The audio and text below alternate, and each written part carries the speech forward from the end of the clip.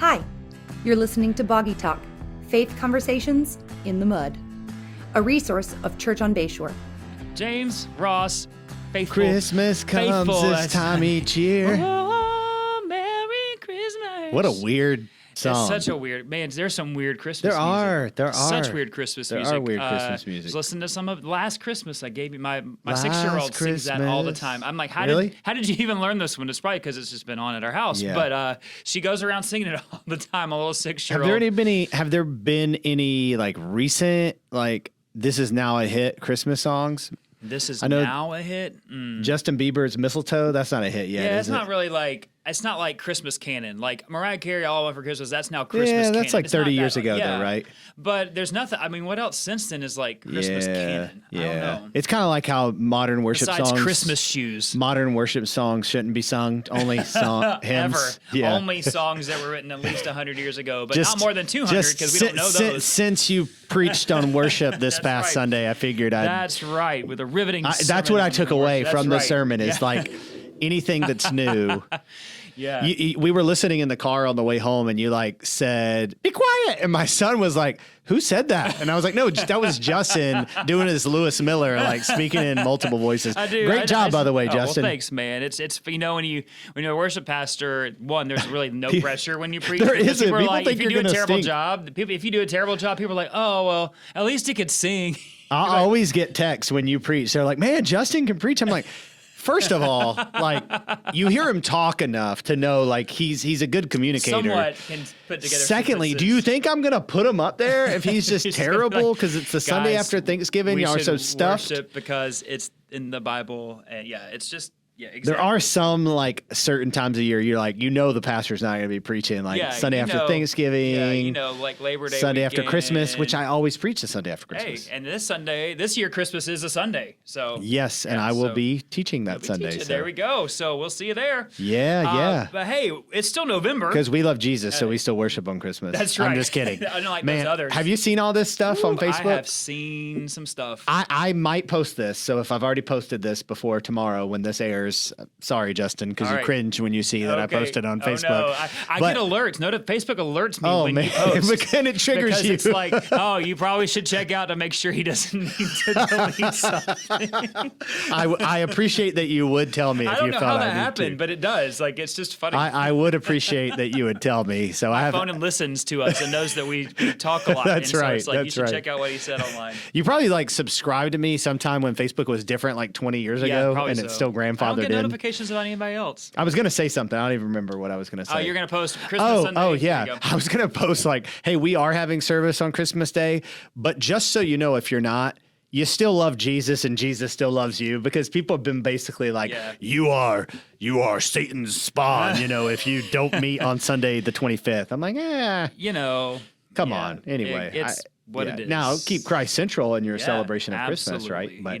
And go with your Yeah. conviction and have a lot of grace for others. But so there we go. It's November still for a few more days, and November is. Oh, I'm sorry. Wait, I'm you got moving one too more fast. thing? I moved on to December. No, it's I'm sorry. good. No, because we don't want to neglect something that's very important in the month of November. And that is National Adoption Month. I mean, I know that everything now has its month. There's a month for everything you want to celebrate. But this one's actually been around for a while. And we did not want to let November go by without talking about adoption and spending some time talking about adoption, foster care, and orphan care. So, I mean, this is important not just to us as pastors and as fathers, as a family, but it's important because that's what the Bible teaches the people Right. of God to do. So I think a lot of times people are like, "Oh, well, you guys talk about that because that's your family, Yeah. Or you talk about it because it's in the Bible, and so Right. we're going to talk about it just like we would talk about money, or just like we would talk about a number of other subjects that are mentioned and taught about in Scripture. And really what we want to talk about is the gospel and foster care and adoption, and really what is the church's responsibility and role in all of it. So, Yeah, you hit on first, like something I think is important to address is the tension of this topic. And I do feel like that it's interesting because we are a foster and adoptive family and you guys are an adoptive family, that some people feel like, we're in some way being legalistic about it and talking about it, dogmatic about it. And I would just say to that, like, I don't really feel like my tone has ever been that about it, or your tone has ever been that about it. But I will say, if like by dogmatic you mean religious about it, the Bible does say pure and undefiled religion is this, to care for the widows and the orphans in their need and keep oneself unstained from the world. And so I do think, like, I would ask you, like, what is it that you feel defensive about when people bring up this topic? Like, you know, and if it's that you have your life circumstances don't allow you to do this, like, you gotta settle that at the cross, like, you know, and like, you know, unfortunately, like, you wish you could do this, but why aren't you a champion for the families that can do it? Secondly, I really do think this is a lot of it. I think in America specifically, a lot of us are in positions where we can do something about it, and yet, and I love you, but I think consumerism and meism has really gotten in the way of looking beyond ourselves into helping in ways that are beyond just an angel tree. And I know, I'm sorry, like, that's a good you know, ministry. and packing meals, which we do both those things, exactly. right? So those But are not like, bad things, but it should go beyond that. Yeah, it's not Absolutely. messy to pick up an angel tree thing and buy a few things. It's not messy to pack a meal on a Sunday. Like, well, actually, it does get messy in the sanctuary, and our properties manager gets upset about it. But I'm just kidding; he doesn't. But it's messy when we really say, "I'm going to step into this." Absolutely, and that's really, it's messy no matter what situation you're dealing with. When you are dealing with brokenness, Right. and really foster care adoption centers around something that's broken. Yeah. And you know, it really is. It's the result of a fallen world. You know, I think one of the things that's been said about us and our kids, and you've heard it, and other people have said it, and I know that they mean well. It's like, your kids are so lucky to be adopted, and well, no, because lucky kids don't have to be.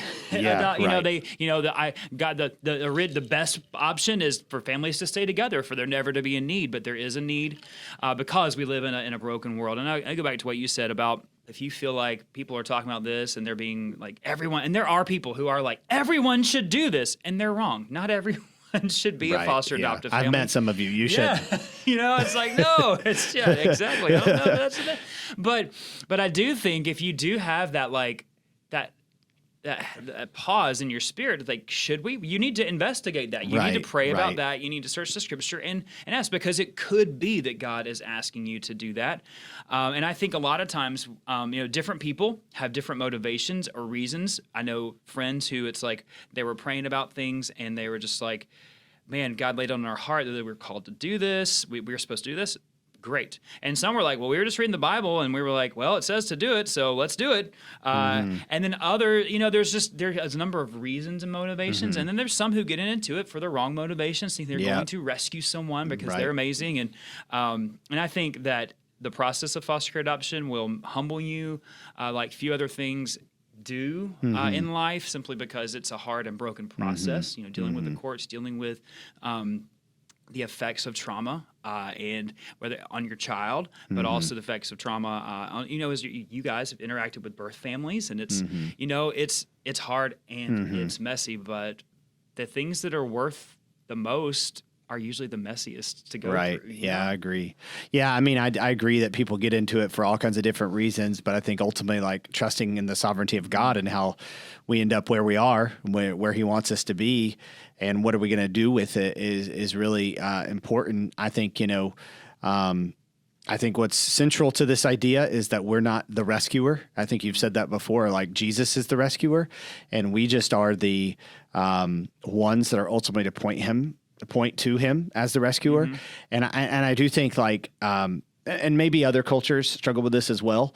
But I mean, I'm going to speak to our culture. Like, we're the great white hope, right? Like, we're going to come in and we're going to save this child from the bad Chinese people or the bad Indian people or the bad African-American culture. Like, and we're going to give this kid this white life that everybody should want. And I'm not saying that everybody like says that. I don't think anyone says that. Yeah, exactly. But people, that is, they're like, it's a worldview of like, I've got it so good, and I want to give this to someone else, and we are the standard. And I think it's more like there's subtle traces of that in what we're doing, not like that's 100% who we are. And I think we have to recognize, like, that's the American, you know, perspective of what's going on, where the Christian perspective is really like, we are trying to be agents of reconciliation. Yeah. You know, thy kingdom come, thy will be done on earth as it is in heaven. And so, like, then when you do that, you acknowledge how messy it is, because otherwise you're trying to make it this clean cut. Like, I adopted this child, they should be so fortunate, right? Yeah. And it's not that way. Yeah, it's not that way. If you ask my kid, are they lucky to be? They was like, what do you mean? Like, Right. no, I am. It's just not. Ezra's like, you're lucky to have me, bro. And we are. Yeah. That child, man. What a ham. What a ham. Yeah. Well, you know, as we talk about foster care adoption, so, you know, if you feel like you should do that, you know, you can contact us. We support several agencies, work with One More Child with foster care here in our area, other adoption agencies, and beyond that. Let's talk about some practical things that people can do for foster care and for adoption. And you guys have been, as a family, been on the receiving, and us too. You know, what are some practical things that have helped you guys as a family, whether it's been individuals or the church as a whole, that has helped you as a family, or that you've seen other families do?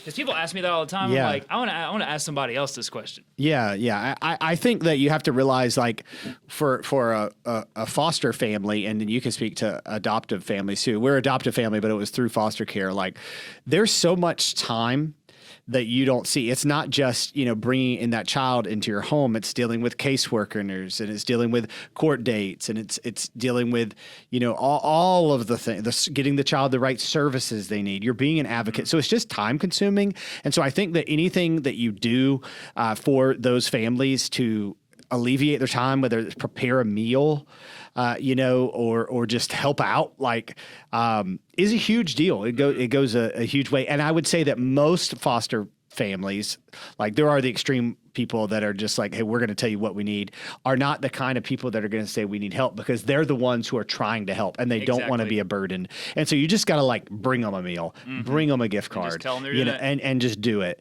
So that would be a big one. And then, you know, obviously, man, the diaper drive, like we do. One More Child, I have a shirt I'm representing today. Like, mug. Yeah. you know, having that's an expense that is not covered.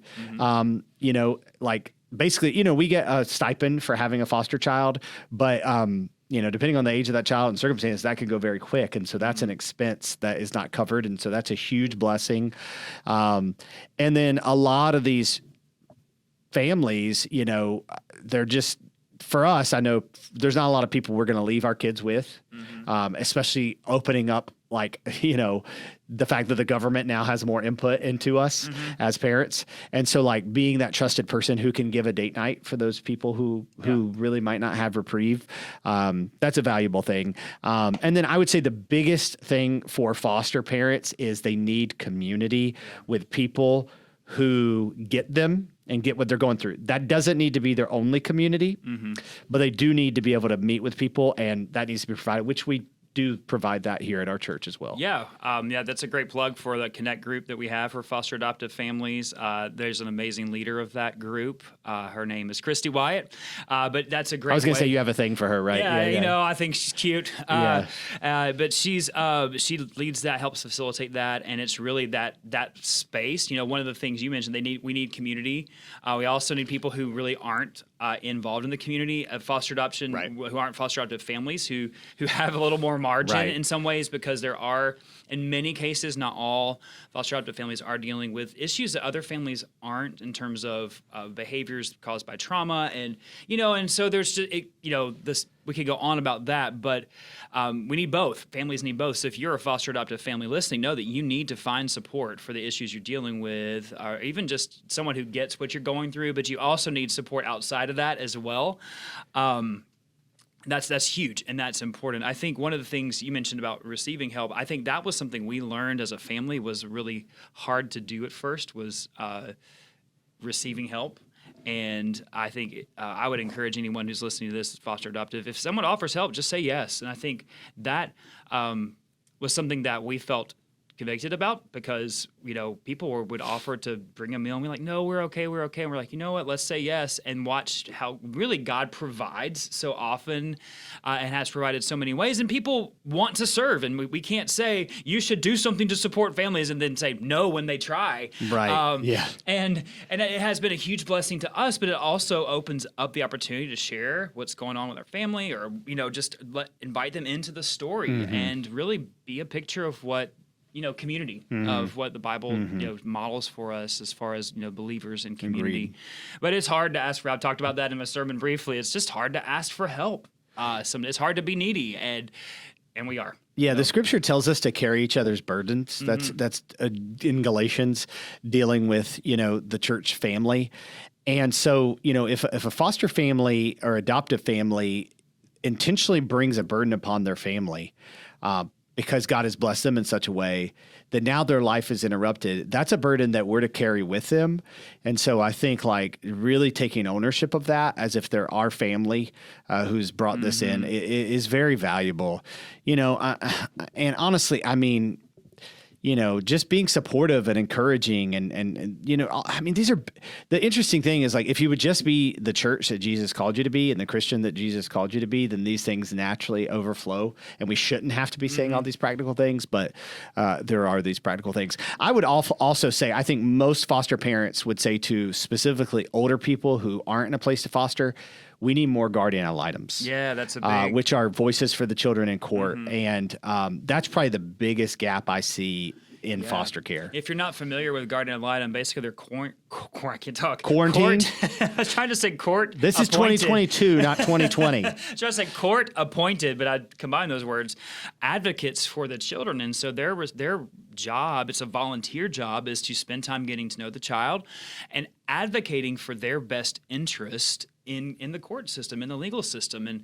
And this is a huge need because the guardian is a unique role because the state usually represents the interest of the parents, the biological parents, and the foster parents in cases they oftentimes get to give input, but aren't really a voice for the child. They are advocating for the child, but that's not. They don't often have the. And sometimes they're very biased. Yeah, and they're biased because they see what they're doing. And so the guardian ad litem is trained to be this neutral advocate for the child and advocate for what's best for the child. And I think our church, we have several guardian ad litems in our church, and I think our church has a lot of people who could do this well because we have a church that in general just has a really high IQ and a good just very knowledgeable, very methodical, and that's a great quality, but also very empathetic and caring and nurturing because Jesus. Some of y'all talk good and read good. I just think there's a lot of people in our church who really could take this step of being a guardian ad litem, and we'd love to give you information about that, or even give you contact information of some within our church who are serving in that way. And so that they can help you through that process. I think that is a great point. Anything else just adoptive families need? You've done it 3 times. Money? Money. You've done it 3 times, not through the state. I mean, it's expensive, and the needs, don't stop even after adoption. For us, ours were private adoptions, and so we fundraised and we wrote, applications for grants, and God provided. So I would just say be generous to families, and even afterwards, it's it's helpful. The needs don't go away. One thing you said too, just about this should be the natural rhythm of Christians. I think when believers are doing the things that Scripture just plainly teaches, and as far as investing in others, reaching others, caring for others, all these things help take care of themselves because we gravitate towards those who are in need. I think a huge way that is often understated in terms of what the church's role in helping children who've experienced hard things coming into foster care, adoption situations, is working and serving in kids and student ministries. Right. That's good. Because our kids. And when I say our kids, I mean I'm speaking for kids who've experienced hard things. It's awesome when the church is the first place that they feel safe, and that will only happen when they have stability. Like people who are volunteering and working in a consistent basis. I think. All parents, when your kids get older, you want other people, voices of truth speaking into them. And I think for me, as one of our children who's getting in middle school, who's adopted, I feel like he needs that even more right now. Just because of what he's lived through, he needs more. And it's okay, and that's not his fault. That's just reality. And I'm thankful for the people who provide that, who are consistent. So I would say be consistently volunteering, serving, mentoring, all those things. That you can't really overstate how important that is. I think at a previous church, there were 2 women who we had a lot of young kids coming into foster care, like 1-year-old, 2-year-old, and that they were that class. They worked in that class. and they were there every Sunday for all the services, and they came to worship at 8, and then they served for 2 hours after that, because they That's were awesome. like, we want, and their mindset was like, hey, we can't bring these kids into our home, but we can be the same faces, know these kids, love these kids, pray over these kids, hold these kids, rock these kids, and help this be a place that they feel safe. So you cannot overstate how important that is. So to our questions this week, we've got are really related to foster care adoption, just some things that people often ask. So the first question will be for you. How can you love a child, bring a child into your home, and then give that child back? Because that does happen in foster care. And I would say that is a number one reason that people, when I talk to people like, why, when they say, I just don't know if I could ever do that. Right. And I understand where that question's coming from. So. Yeah, our first placement actually, it came into our home. This is our first experience with foster care. We did have the long-term goal of eventually providing permanency for a child, but realizing, hey, we're here to meet needs. The kid was with us for almost a year, and it was moving towards adoption. And then right when it got to like the crunch time, some relatives stepped in who had said previously they were unwilling, and the court was like, hey, he needs to go with them. And so that was hard. That was very hard. So this isn't just hypothetical. This is legit. However, in that situation, we really felt like, hey, this is good. I mean, this is a good situation he's going into. And there's been other children who, have been reunified. They've come through our home quickly. And we felt like it was good. I think like we, again, have to remember, why are we doing this, right? Like, it's not to get the image we want of a family or to complete our picture of family. It's to be God's servants. And so we do see like the goodness and all that. I mean, again, in our mind, it's like it would be better to be with us, but I mean, we trust in God's sovereignty there. I think what is hard is when they get to go back to their parents, and we don't feel as secure about that, which we actually haven't personally experienced that. But I think that is harder. A lot of people do experience that, and they know, it's not a good situation. Yeah. It's good maybe right now, but history tells you it won't be good that way for a long time. So, yeah. And ultimately, I think you have to really trust in the Lord, in that process. And I would just say that, like, with every person who comes into our life, including our own children, like our biological children, we are just trying to be pictures of Christ to them for as long as we have influence. And so when we see ourselves as servants of others and as ambassadors for Christ in that purpose, I think it makes it a lot easier. But Stewards, it's still hard, man. Yeah, it's still we have hard. to steward them. Absolutely. Like God has trusted us with these gifts, and we give them back to Him. And His Lord. Yeah. So what would you say has been the hardest thing about adoption, foster care? Okay. Those are different questions. Yes. Foster care is just Giving them back. foster care is probably the lack of passion about justice from people who are in the justice system. Yeah. You really think see about that. the Psalms. Yeah. And I think I'm a pretty good leader, and I think I could probably step into some of these organizations and do pretty well. But realizing that's not what the Lord has called me to do. And so just really relinquishing trust to Him and control. That would be the biggest one. And then the hardest thing about adoption, our adopted child and soon to be adopted child are young. So we haven't fully walked through all those issues. But I think that children find the lowest common denominator to appeal to when they're frustrated with their parents. And so I think adopted children are going to use that justifiably because of trauma they've experienced, but also unjustifiably because it's the easiest thing to do. And so I think removing yourself from that situation and remembering it's not about you personally is very difficult to do. It's difficult in our homes. And so this is an area in our home. What about you? You're a little farther down the road there. I mean, honestly, I would say the hardest thing, I mean, there's some extraneous things that for the moment seem hard, like just sacrifices you have to make. And in the moment they seem hard, but you're like, man, when you look at know. Jesus, you're like, it's worth it. You're like, we're not going to do that because we got this many I know, kids, like, right? we got Yeah, 6 yeah. kids, and that's just not going to happen, right, you know? yeah. And I think our older kids or our biological kids are like fairly well at peace with that. Not Yeah. that they don't want to do other things, you know, that's, Yeah.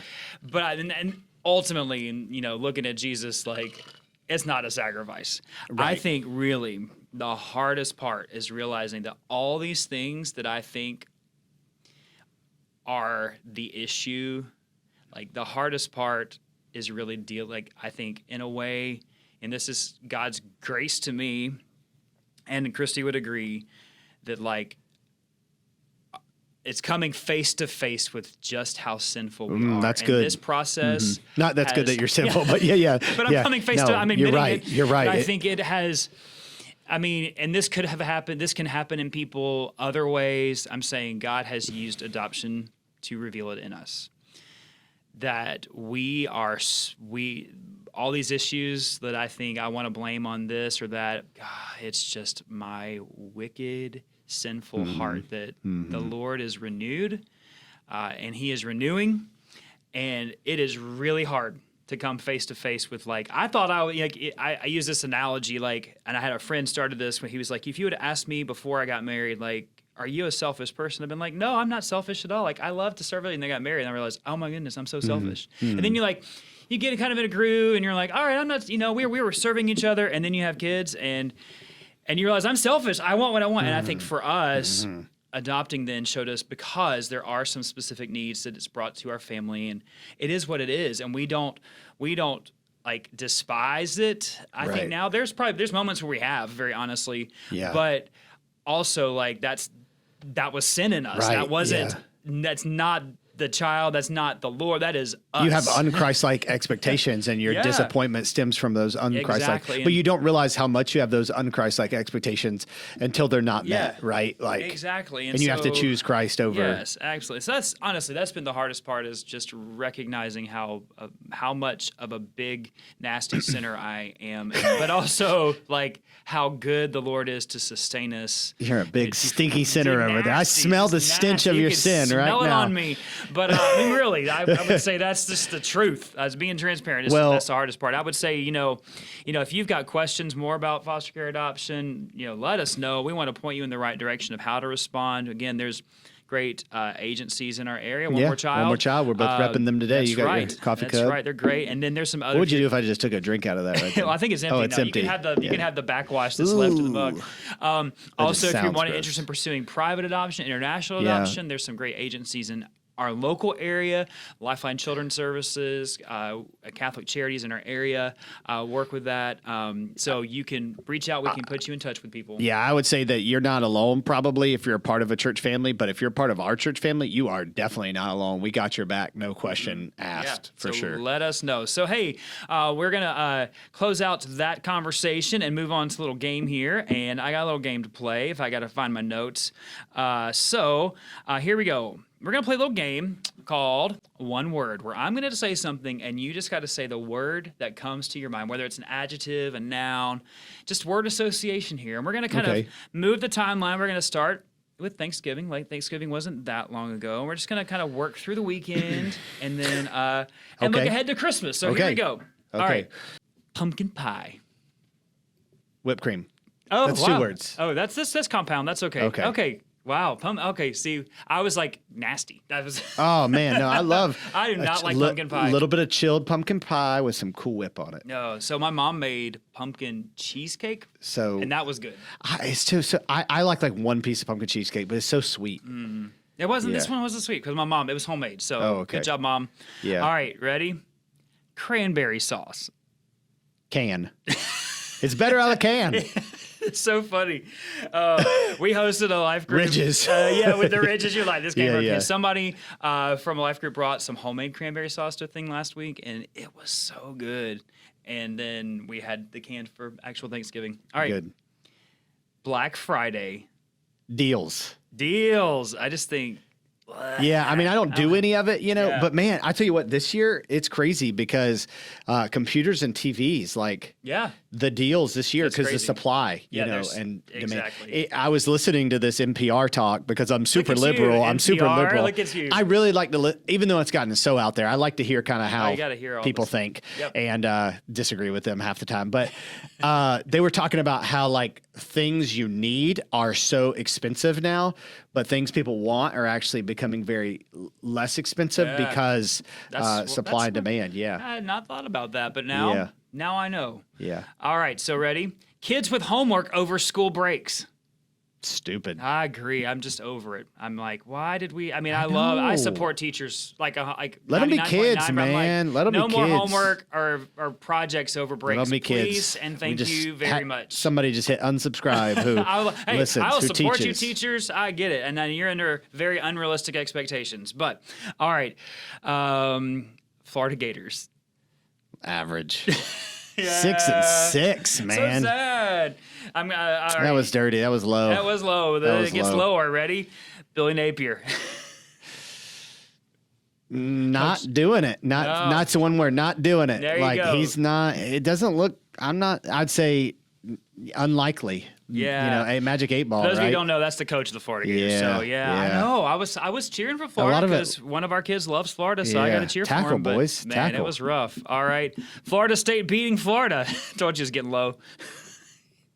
The Lame. Sound of Lame. silence. Yeah, Lame. That look you just gave me. That was dirty, That man. was dirty. All right, so now we've moved on from I see what you're doing. Okay, I Thanksgiving get it. Yeah, weekend, yeah. and now we are on to Christmas cookies. Christmas cookies. Sugar. It's too sugary. I don't do them. I love Christmas. I'm fat enough as it is, Justin. I gotta avoid that Oh stuff. man, I love Christmas cookies. All Wait, right, what defines a Christmas cookie, though? cookies made at Christmas. Okay, so could an Oreo that's with some green and with red some red be? and green sprinkles. On Okay, top. Just okay. sugar cookies with sprinkles. Okay, Gingerbread cookies. All those yeah. things. Gingerbread's not that good. All right. You're just sentimental. You are. I like to roll. I like to make them from scratch. Roll the dough out. Man, You're sentimental. I am. All right. Christmas parties.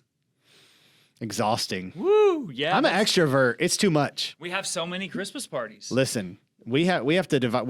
Tomorrow we'll work on an Excel spreadsheet in our staff meeting to make sure sure we go like to all of them a because we pastor is want to. attending, but it's But there's too a many. lot. There's a lot. I too many. think our life group is going to do our Christmas party during life group because everyone, Yeah, good our life call. group all has kids and like Good from call. little kids all the way through teenagers, and we're like, this is the only time it works. So, which is Yeah. fine. All right. Yeah. I think with Christmas parties, I feel like I have like one red shirt that's a Christmas shirt. So I wear it like a bunch during December and then never wear it again.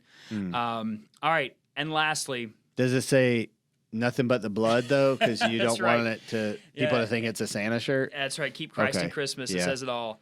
And it has a crocheted cat on it because nothing says Christmas. like a Nice, cat yes, nice. crochet. Agreed. All right. Last one. Christmas shoes.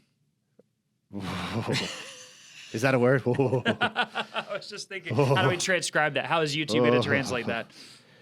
Man, there's a lot of sweet old ladies in this church that tear up every time they hear that song. You know, I think, And there's, young I think there's ladies. some young men Yeah, who cry. young too. men? No. Just teasing. No, I mean, no. I have a memory riding in the car with my dad, and that song came on, and he David cried. Wyatt was crying. He's oh a man, he's a softie. My tender dad heart. Is a softie. He's a tender heart. And now he wasn't a softie growing up. He's a softie now, and which Yeah. I think I'll probably be the same way Yeah. at that age. And yeah, but I just think Your mom's a tough cookie, so she is. they She's balance tough. each other out. She's tough, but I think You hear that, Ann? she does. She hears. She Oh, listens okay. to Boggy Talk. Okay. She's Um, great though. So she is great. Yeah. She makes great pumpkin Please don't hurt cheesecake. me. Just kidding. Every now and then, Principal Ann comes out. 'Cause She was Okay. elementary school principal. Good. Yeah, yeah. She admits it. I think Christmas shoes basically is the result of some people getting together in a room like, we need to create the most sentimental Christmas song ever that is guaranteed to make people cry. What can it be? And they Is just there start- is there a Hallmark movie made after like Maybe- based on Ooh, Christmas that's- shoes? If there's not, Let's do it. All the Hallmark movies are like, cheesy, like big city person go get snowed in a small town. And I think I saw a meme. It's like here's to all the men, big city men who are about to get dumped for the guy, a small town boy in Wearing a flannel lumberjack. shirt. Yeah, that's yeah. Yeah, but man, we should make a Christmas shoes Hallmark Christmas movie. shoes. Oh man, I mean, We it wouldn't would- need it would we be wouldn't so- need it like would- salaries here anymore. It would be the saddest movie ever. I mean, like movies that you know you're gonna cry. What's the saddest movie you've ever seen? Billy Madison. Oh, Just kidding. I was like, Saddest like, movie that's not I've ever sad. seen. I don't like movies where like kids Charlotte's stuff Web. happens. It's so sad. Stuff happens to kids. I'm like, I'm not watching that. Like, why do Yeah, people The watch Notebook. like? Just kidding. Yeah. This is literally the saddest movie I've ever seen is a movie called My Life. It has Michael Keaton and Nicole Kidman in it. And it's a story. It is basically at the beginning of this movie, this husband and wife like find out like simultaneously they've been waiting and they couldn't get pregnant. They have a child and at the same time find It's out Satan? he has terminal cancer. Oh gosh, why? Why people? And so the whole why do you watch movie, this? Why do you make the this? whole- I didn't know it was about the whole movie is him making a video of Oh. his life. So his child will get to know him. And it's one of those movies where you don't start, I mean, if you don't start crying at the end, you start crying about 20 minutes in and you don't stop until the end. Well, I because wouldn't. every I would scene- just be like, this is. I remember this watching that a long infuriates time me. ago, and we were like, "Why did we do this?" And if you ever just need to cry, watch that movie. It's terrible. But anyway, so speaking, I've cried during movies, but I just Me, it's my usually kids like are like, "Are you crying?" I get like I'm one "No, no." tear, and it yeah, usually, like one tear, and it starts to roll down the cheek, and the kids Yeah. start looking at me, and I'm like, "Hey, I cried in Up when I was a youth pastor. I took students to see the movie Yeah, Up, and I yeah. cried in the beginning of Up, but I was like, I can't let my students see me cry because it's sweet. yeah, It's that was sweet. Old That was people sweet. dying in Granted, movies makes me cry. I thought they should have adopted, but I don't know their full circumstance. I was a little judgy. I was a little judgy. I'm like, there's so many children that need to be adopted. Come You're on, this cute, Disney, get you're your this act cute together. couple. Like Disney, leverage Come that, on, right? Yeah, but like they didn't. It's got just so.